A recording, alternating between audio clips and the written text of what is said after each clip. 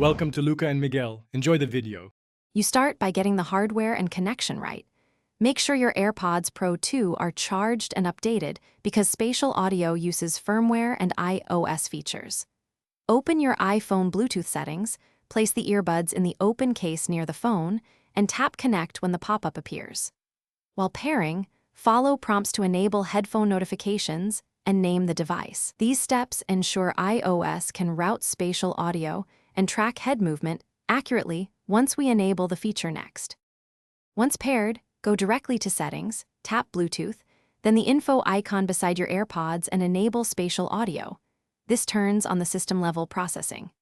Next, open Control Center and long press the volume slider to reveal spatial audio controls. Choose head tracked for dynamic perspective or fixed for cinema-like staging.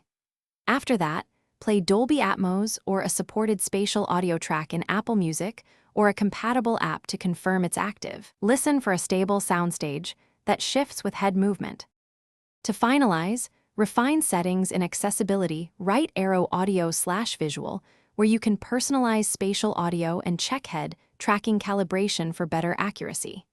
If the effect sounds mono or tracking lags, make sure both devices have current software.